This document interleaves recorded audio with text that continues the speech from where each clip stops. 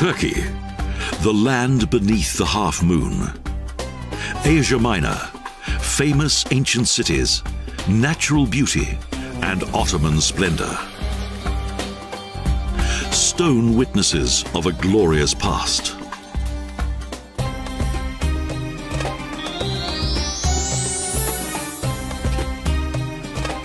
We begin our journey in Istanbul, golden gateway to the Orient.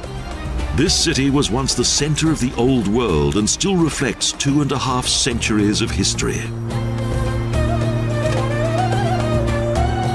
Today, this turbulent metropolis on the Bosphorus is Europe's connection with Asia Minor. The Turkish capital once had sonorous names such as Constantinople and Byzance. This gateway between Europe and Asia is not only the biggest city in Turkey, but also a melting pot of cultures. And it's worth more than just a flying visit. It must be experienced to the full. It's a fascinating world between Occident and Orient.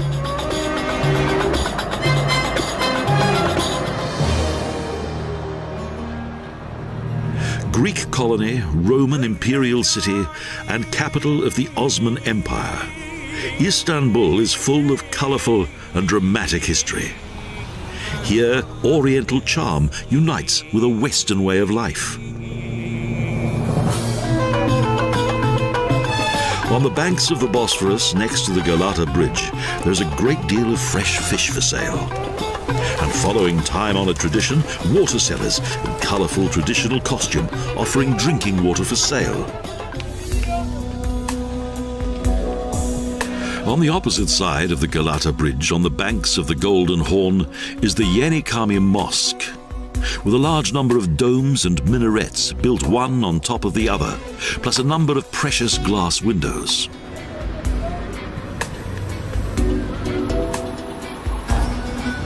The Grand Basare is a city within a city.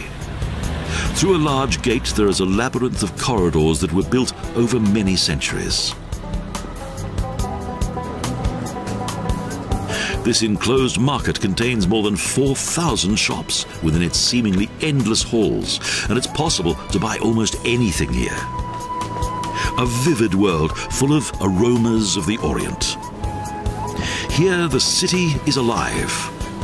Everything revolves around selling, and it's a traffic-free zone. The 6 slender minarets of the Sultan Ahmet Mosque rise up proudly into the sky and dominate Istanbul's silhouette, a masterpiece of Islamic architecture. This building, with its stepped domes and huge proportions, is an impressive sight.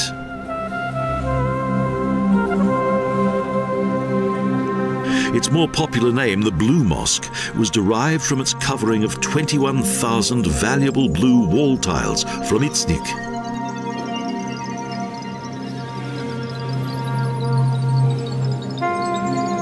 Eight years in construction, the Blue Mosque was consecrated in 1617. It was then Istanbul's brand new religious symbol.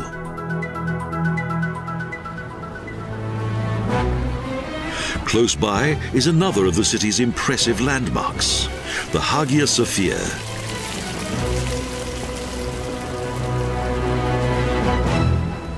There are several legends about this building and its creator, Constantine.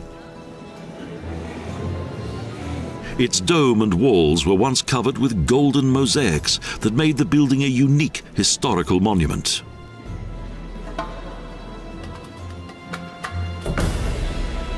In 1453, one of the world's most extraordinary churches was transformed into a mosque by Sultan Mehmed, and it is now an impressive museum. The oval dome is its center.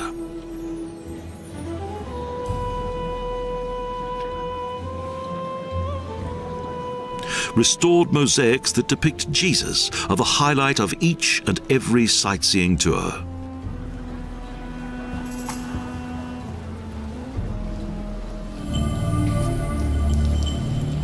The Yerebatan cistern once provided Constantinople with its water supply. Emperor Justinian had this subterranean reservoir built. It contains 80,000 cubic meters of water. This mighty gate is the entrance to the splendid world of the Turkish sultans. Topkapi, the former center of power of the Ottoman Empire. The third court leads to the harem, the living quarters of the women and concubines. The amazing wealth of the Ottoman monarchs is still evident today, evidence of the power and influence of the sultans.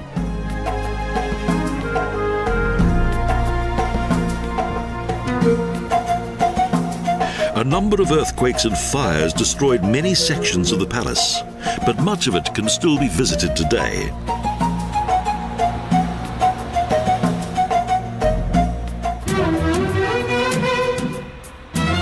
On the city's third hill and visible from all directions is the Yeni Cami, the most beautiful mosque in Istanbul and the city's largest Osmanic building complex. This aqueduct was most certainly in use prior to the Ottoman Empire, and it's one of the city's most impressive achievements.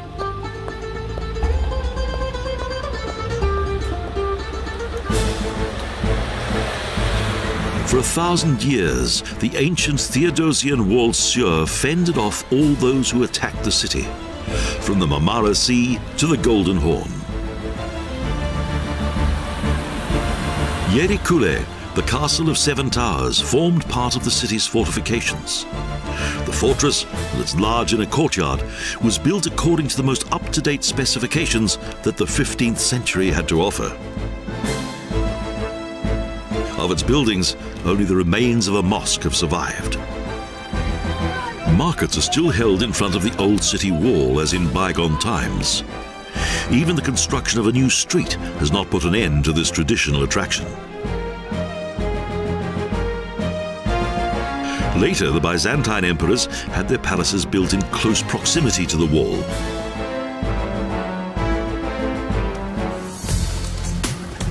Beyond the city wall, at the end of the Golden Horn, is a destination for Islamic pilgrims.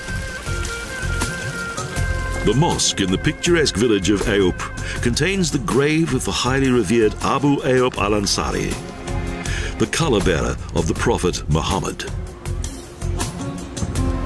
Only after they've completed the customary washing ceremony are the men allowed to enter this religious place of pilgrimage. The religious connection to Allah's Prophet. On the magnificent banks of the Bosphorus, the Dolmabahce Palace shines out in all of its ancient splendor.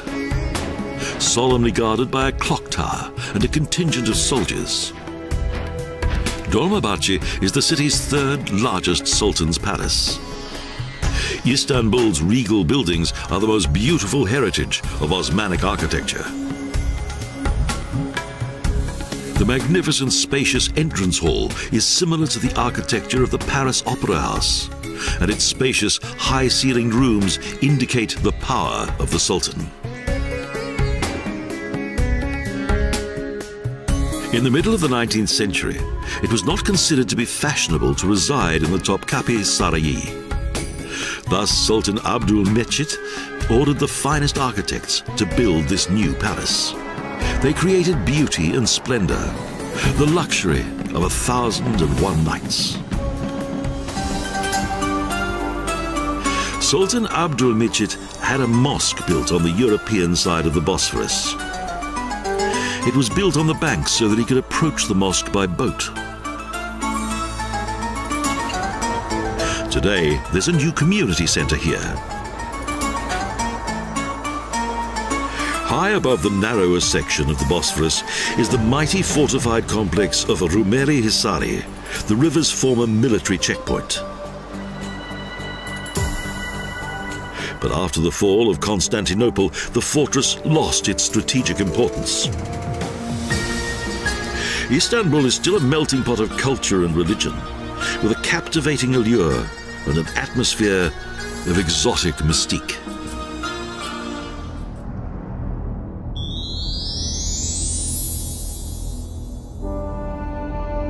A giant wooden horse guards the entrance to archaeological excavations in Troy.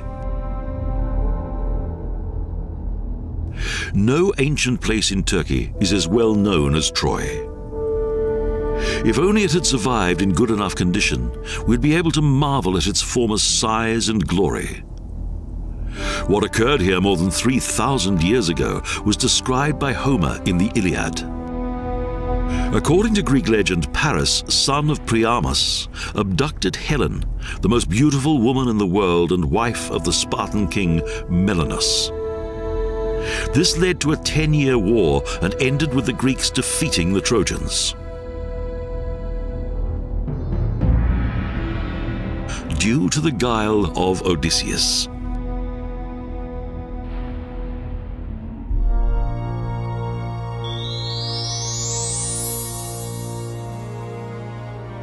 Near to the west coast of Turkey, situated between Troy and Ephesos and set in all its glory, is one of the most famous and well-preserved ancient cities of this region, Pergamon.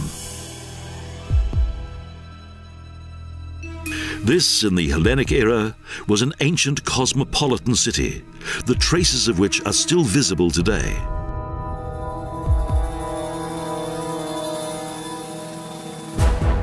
After the death of Alexander the Great, his former general and battle companion Lysimachos ruled over Western Asia Minor as King of Thrace.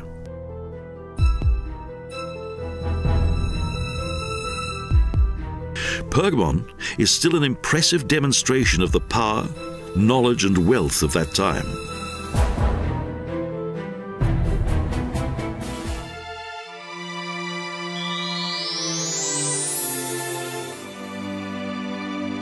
Further south, just inland of the Mediterranean coast, is the ruined city of Ephesos.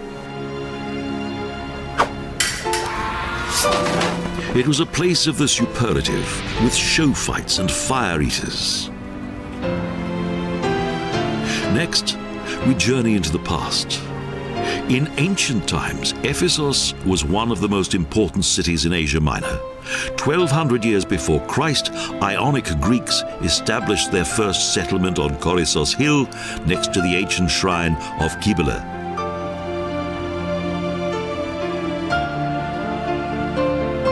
Nevertheless, today, sufficient structures have survived to provide a good impression of what it was like to live here 2,000 years ago.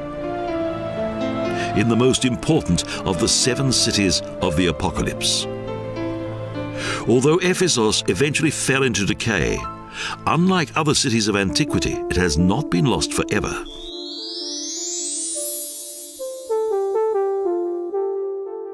In the highlands of western Turkey is the ancient city of Hierapolis, above the famous terraces of Pamukkale.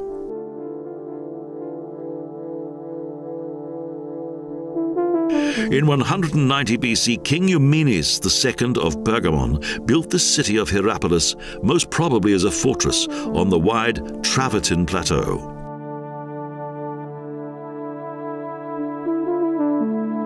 In 133 BC, the city became ruled by Rome, and following powerful earthquake was rebuilt both upwards and outwards with theatres, temples and other splendid buildings. Next followed the high season of Hierapolis, and through its healing thermal waters it became a popular spa. It was also used as a health spa by the Romans.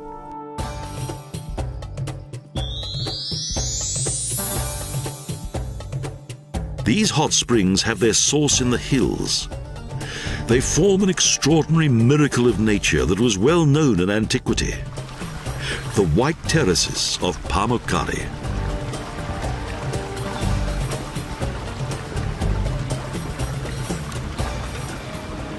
In summer, the water glimmers turquoise, and in winter clouds of steam rise from the pools to produce the effect of a frozen waterfall.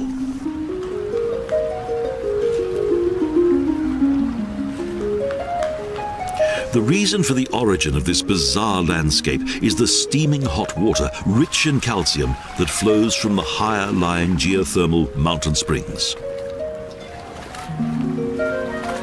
In this famous spring pool of ancient times, it is still possible to bathe in holy water.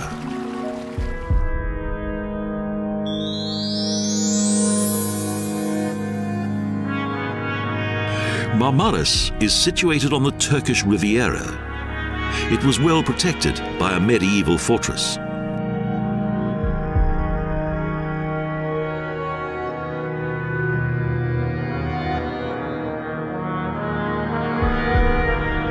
In 1522, Sultan Suleiman the Splendid enlarged the small castle of the former Roman occupying power as he wished to conquer the island of Rhodes.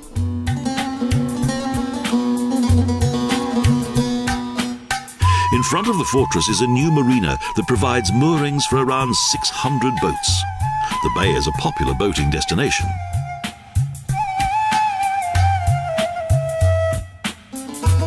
Marmaris is often compared with the Côte d'Azur.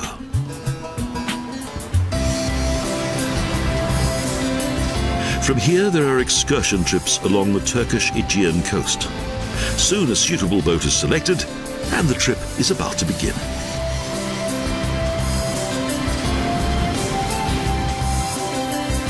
The blue coastline features several bays, and the sun shines almost all of the time, just like paradise.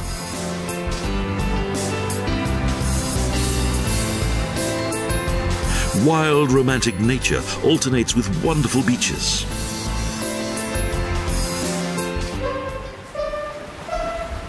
We stop and can dive and swim in the crystal clear water close to the rocky shore. On board, there's sunbathing and relaxation. The boat returns with its satisfied passengers. And as though it had been requested, a romantic sunset crowns the blue journey.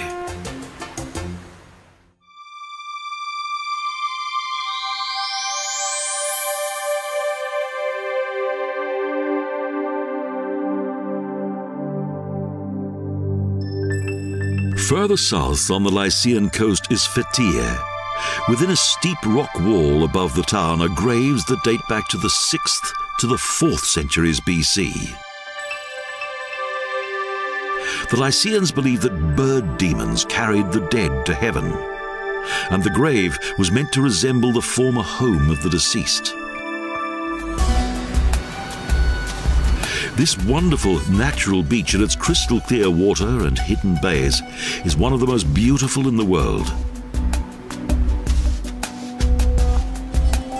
Therefore, it's hardly surprising that this region is now one of Turkey's most popular tourist destinations.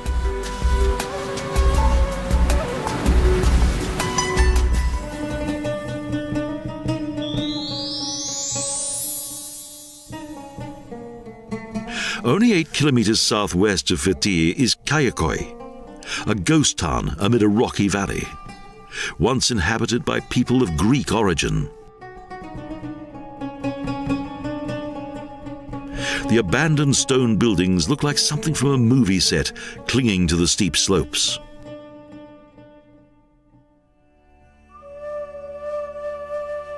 After the First World War, the Greeks had to leave the town in order to fulfill the Lausanne Treaty. Since then, the buildings have been empty.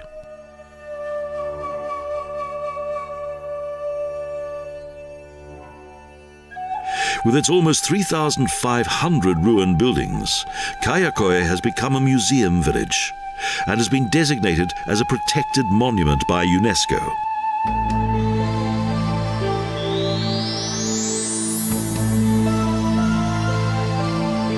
The Lycians were close to the ancient Greeks, but nevertheless lived in autonomous cities and were united by an alliance known as the Lycian League.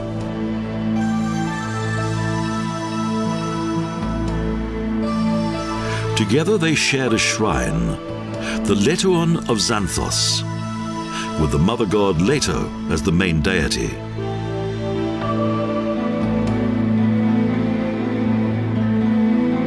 According to legend, she arrived at this place following the birth of her godchildren. The base of the pillars and mosaic ruins of her 3 temples are still visible.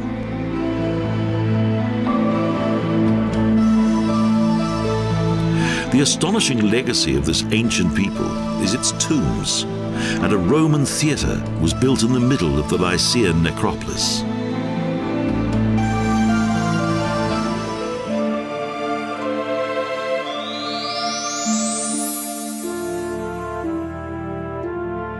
Close by, and also located on the South Aegean coast of today's western Turkey, is the ancient town of Xanthos.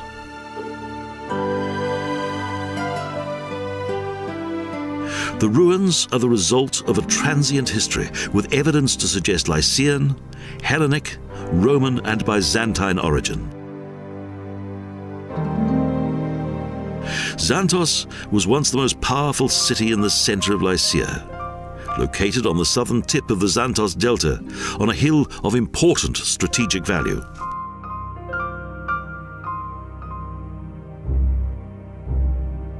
In 43 AD, the independent Lycia became part of the Roman province of Lycia, but the myth of Xanthos remained.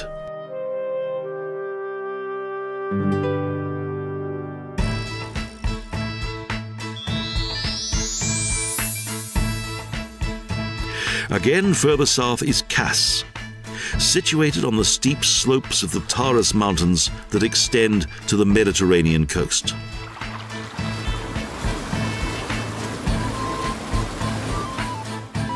This former fishing village has been spared from mass tourism and has managed to retain its natural atmosphere with narrow alleys and buildings with wooden balconies.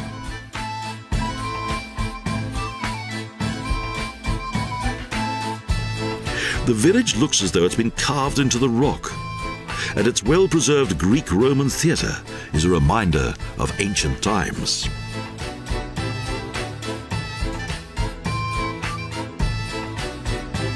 Along with its walls, the coast is popular with bathers.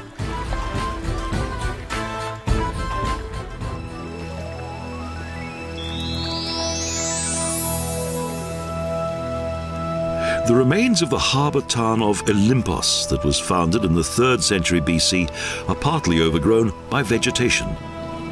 It's been neglected for some time. A huge temple gate is still recognizable, but nature has reclaimed most of the town. A tranquil scene.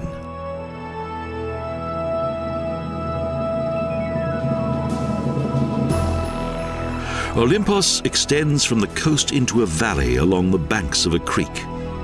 Its ruins lie hidden in a forest, which makes it all the more intriguing. Olympos was also an influential member of the Lycian alliance, but little is known of the political past of the Lycians, and soon they fell into oblivion.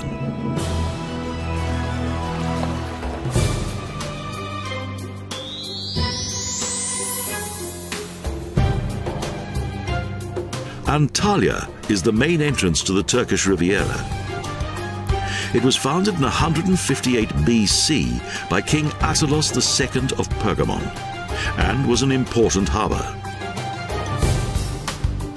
Antalya has had a checkered history. Various rulers attacked the town while struggling for power. In Byzantine times, it was a centre of Christianity.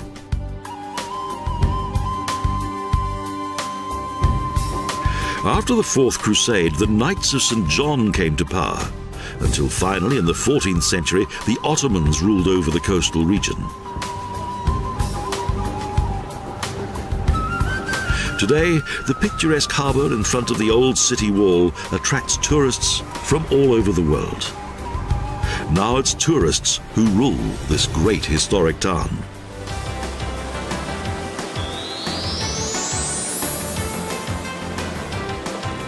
Close to Antalya are various waterfalls in various sections. The Kursunlu waterfall is particularly impressive. Secure wooden pathways lead through the area and make it possible to approach the waterfalls at close quarters. The view is quite magnificent. Water comes from everywhere and then flows as one until it is again divided and plunges down to the next level.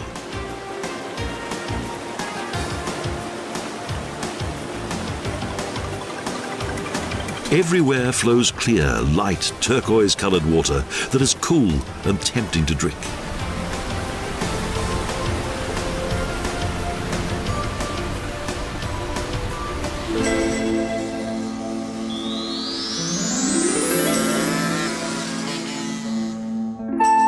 Close to the waterfalls is the town of Pergamon, where near to the Roman theatre are several stone artifacts.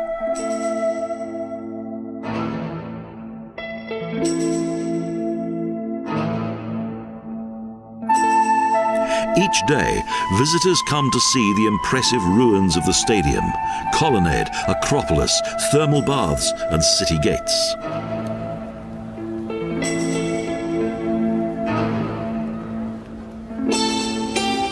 The Agora, the town's market square and meeting place, has been reconstructed by archaeologists. Its collapsed columns have also been rebuilt. The town enjoyed its last high season during Roman rule, but was subsequently abandoned.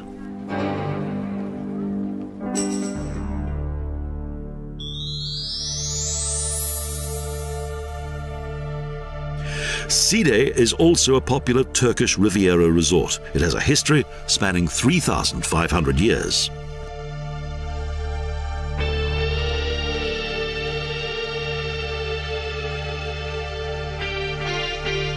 The huge theatre and the ruins of Agora, colonnade and nymphaeum indicate the former wealth of this ancient trading town.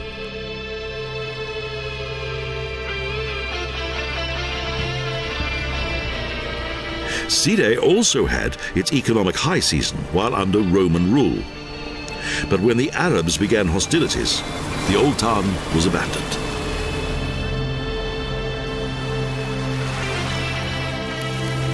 The ruins are situated on the beach, on which camels wait patiently for their next passengers.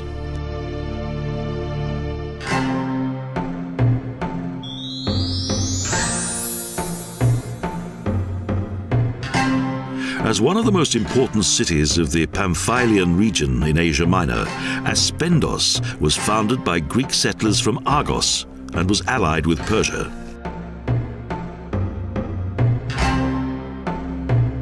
It was conquered by Alexander the Great, followed by Pergamon, and finally Rome. However, the city's shining history eventually came to an end when the river silted up. The city's present-day fame is due to a splendid building that was built under the rule of the Emperor Antonius Pius, the most well-preserved theatre in Asia Minor. With 40 rows of seats that accommodated 15,000 spectators, and a 30-meter-high rear wall that served as a coulisse.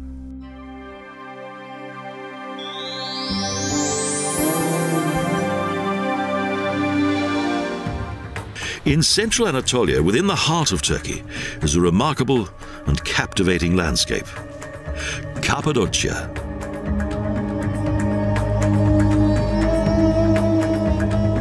The starting point of many journeys into this wonderful natural landscape is the small town of Urgup, that is well known for its fine vineyards and quality of life.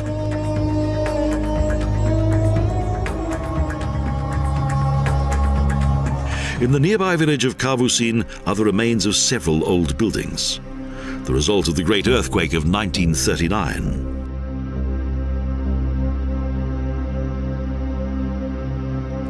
The entire mountain slope was settled with buildings and caves of tough stone. A new village was built at the bottom of the valley, but now only a splendid view remains. Prior to the arrival of the settlers, monks carved the soft, tough rock and created the famous rock churches.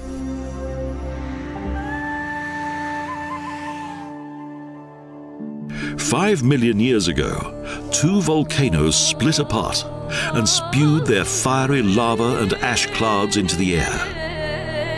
Glowing hot lava filled the valleys and formed a plateau. The ejected material gradually cooled.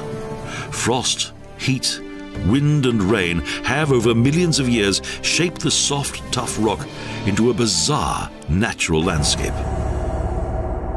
In the valley of Zelve, one of the caves features a mill and millstone, a definite sign of life hidden amid this remote area. In 1950, the village was evacuated by the government and its inhabitants were settled elsewhere.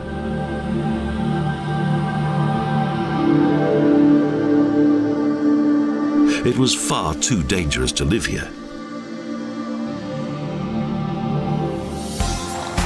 The most practical way in which to explore this area is on horseback. The Valley of Monks is known for some of the largest and most beautiful fairy chimneys in Cappadocia. And after a short time, the first stone giants come into view.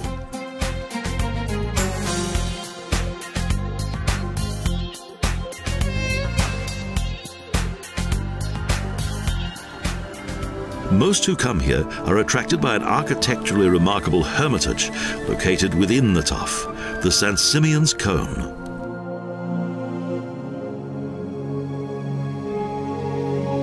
In the late afternoon, when the setting sun bathes the tough stone in a warm glow, the fantastic rock formations in the Valley of Roses are at their most beautiful.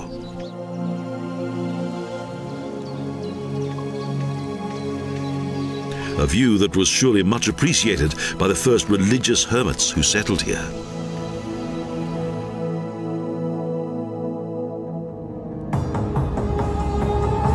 Sufism is common in Cappadocia, and dancing dervishes practice their mystique ritual here. Chosen believers whirl round and transport themselves into an ecstatic, trance-like condition in order to receive divine favor. In the 13th century, the mystic and philosopher Hacı Bektaş came from Persia over Mecca to this place and founded the Bektashi Dervish order. His grave is highly revered. He preached a sensitive variation of Islam, with equal status given to men and women, human kindness, tolerance, and divine love. Görem is one of the oldest settlements in this area. Today, some of its inhabitants live in rock buildings and use rock chambers for storage. For the older village inhabitants, the way of life here has hardly changed, although tourism has inevitably made its mark.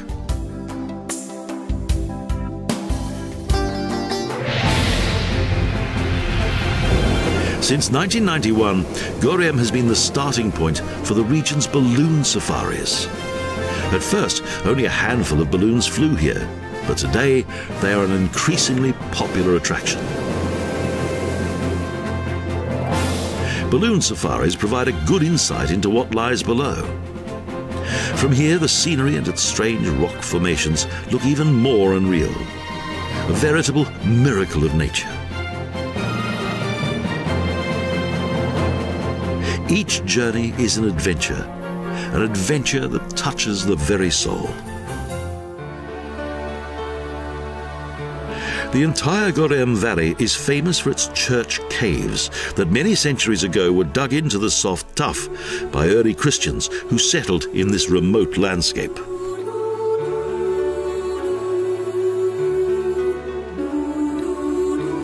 In the 4th century, a Greek Orthodox place of pilgrimage developed here under the influence of Byzantine monks. Various priests, hermits and nuns founded monasteries. At the upper end of the valley is the Hellenic church and its magnificent biblical frescoes. And also the Tokali church, the largest rock-built church of this region.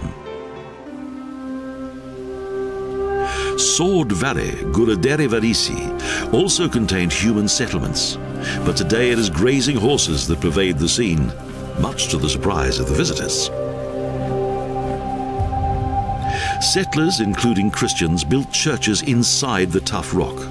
Collapsed external walls allow a glimpse into the past.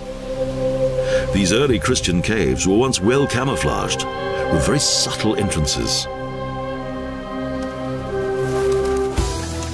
Ukhisar is famous for its castle mountain. This fortress is a complex of two huge rocks that were carved out to provide shelter. The steep slope below contains many tough houses that replaced the original cave dwellings that were located on the other side.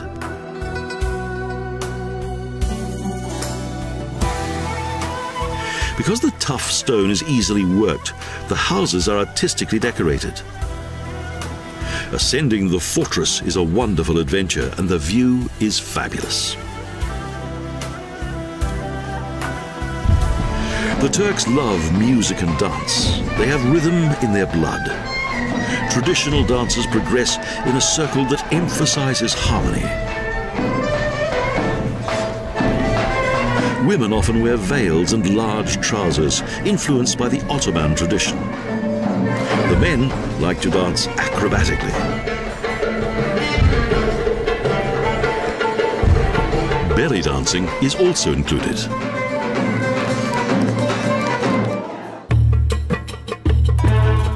The buildings of Mustafa Pasha differ in architecture and appearance from those that are typical of this region.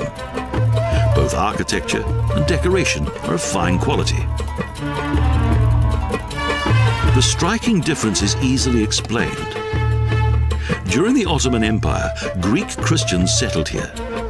Later came the Turks, but they destroyed both the domestic buildings and the churches.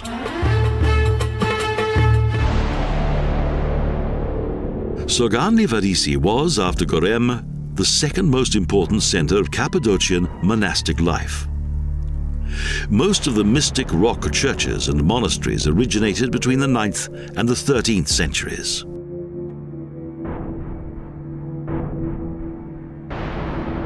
From within this surreal, fissured landscape, unexpected treasures of Christian Byzantine art are to be found.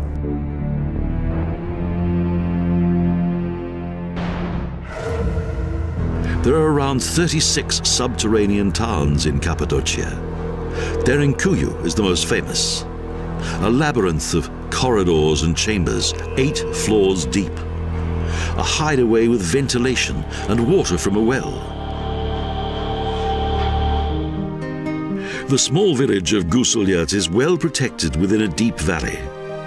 This is the church of Holy Gregorius, who introduced the Gregorian calendar. Ilara Gorge is one of the most beautiful locations of this region. At the bottom of the valley, the Melendis River winds its way and cave churches lie hidden within the canyon's walls. Cappadocia is, in effect, a fascinating work of art created almost entirely by Mother Nature. A tireless artist who is constantly creative. Everything here is subject to constant transformation, each day, each minute, each moment. A true wonder of nature.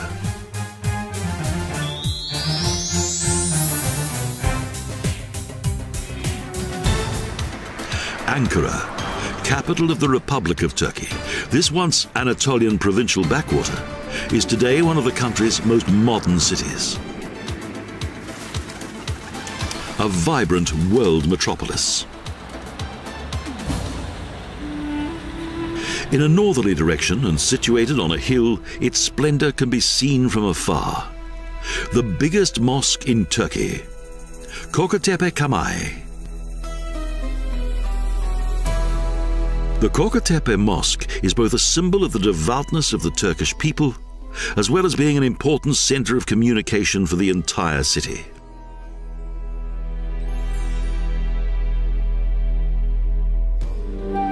Still further towards the northern area of the city, the botanical gardens are located in a narrow valley, along which snuggles the hills of Yukarı Aranci. From a modern watchtower, the view curves over the roofs of the city, which played an important role in the Turkish War of Independence and prevented the partition of the nation. The Motepe Camii, a mosque inaugurated in 1959, is also situated in the new city. It was financed by the local people.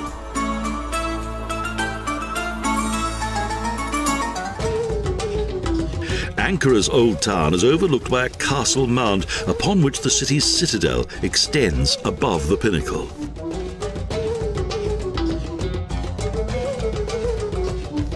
The city's oldest settlement area.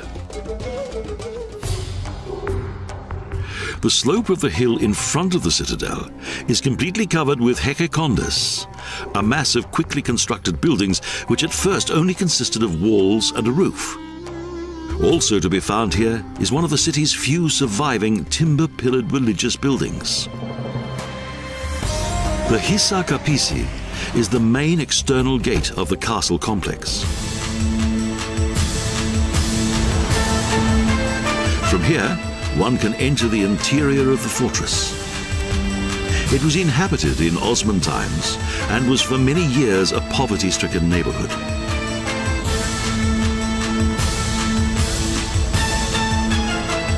From the main castle, as soon becomes apparent, this place was chosen for its marvelous strategic location, an invincible structure from which to defend the city.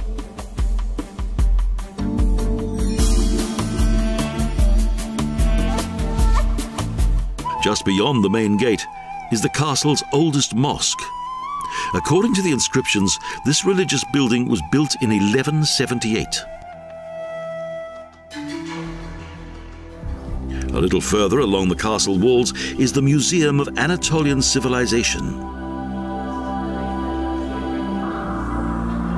The Hittite Museum provides a fascinating insight into the ancient history of the Anatolians. At the bottom of the old town is the great Gençlik Parki, with an artificial lake, entertainment park and sports stadium.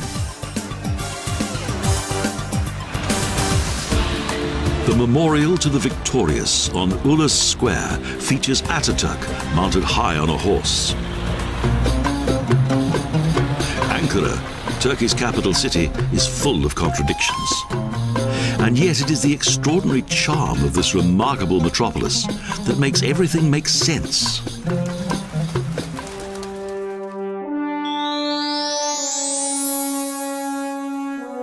Around 150 kilometers east of the Turkish capital of Ankara, in the highlands of Anatolia, was the heart of the once powerful Hittite Empire.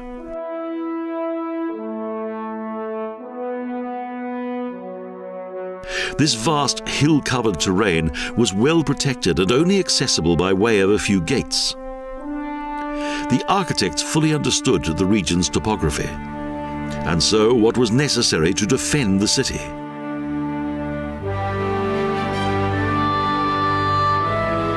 Hattusas originated in around 1600 BC.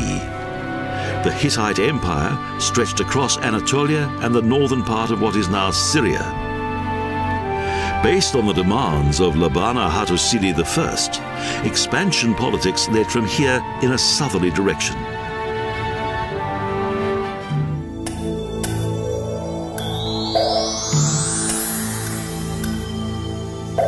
On the eastern edge of central Anatolia, we visit the town of Diriji, once the scene of much hostility and devastation, but now containing the fascinating remains of Seljukian architecture.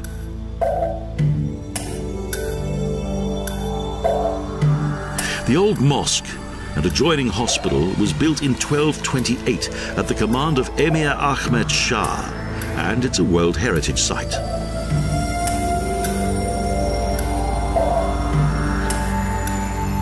Its fabulous vault construction, imaginative decor of its facades and towers and domes demonstrate the masterly architecture of the Turkish Middle Ages.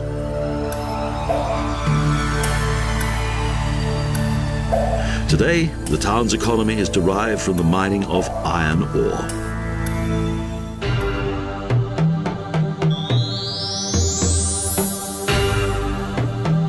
Now we have reached eastern Turkey, land of the Kurds, a somewhat rugged area that geographically forms part of Mesopotamia.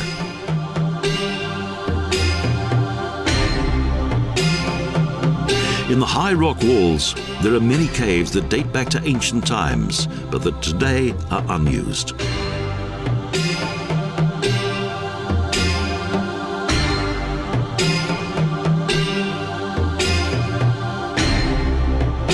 nearby town of Mardin contains Syrian Orthodox churches and a Kurdish madrasa.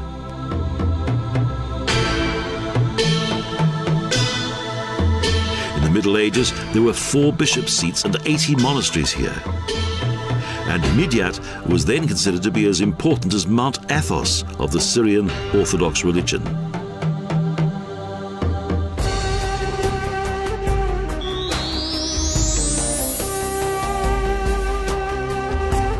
In the nearby Hasankeyf, there are abandoned caves, the ruins of various cultures and some of the oldest settlements known to man. The picturesque town of Hasankeyf lies on the river Tigris. The 4 stone figures in the water are the remains of a bridge that dates back to the 12th century. The Romans founded a border post here that became the capital of the Kurd Artukid dynasty. Later followed the Mongols and the Ottomans.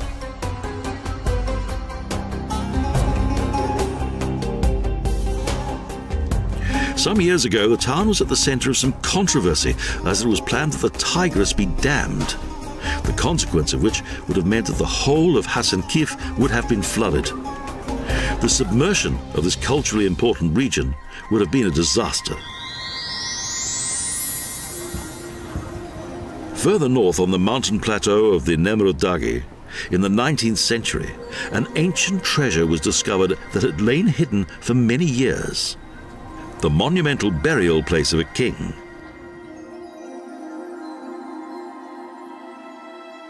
In the 1st century BC, at more than 2,000 meters above sea level, King Antiochus of Commagene had a tomb complex here and surrounded it with the images of various animal deities. The religion founded by the king was meant to unite both Persian and Greek mythology, with him as a god.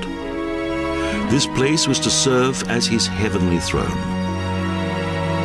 A large monument of an insignificant king who believed himself to be immortal.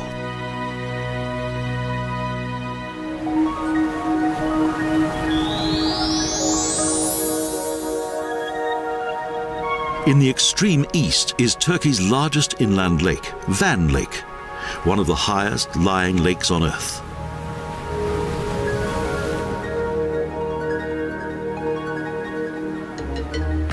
On Akdamar Island, the Holy Cross Church was built, whose architecture is based on a design that was developed in Armenia several centuries ago. Until the 11th century, this region was the border between the Byzantine realm, with its capital at Constantinople, and the Seljukian realm at its capital of Isfahan. When Byzantium decided to reconquer Armenia, the Seljukians succeeded with their mounted army and penetrated further west.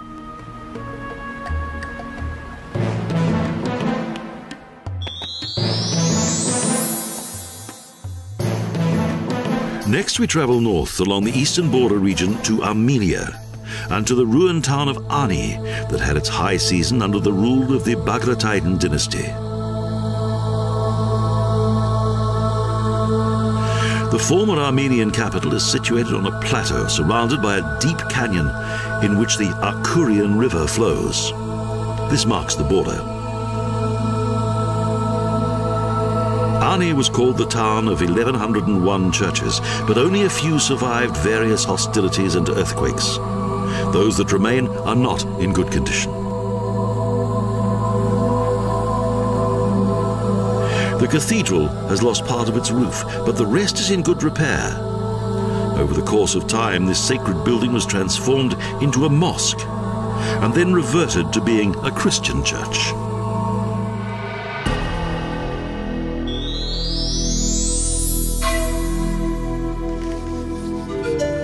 Our journey across Turkey ends at the foot of the majestic Mount Ararat, an extinct volcano where Noah's Ark is said to have come to rest following the flood.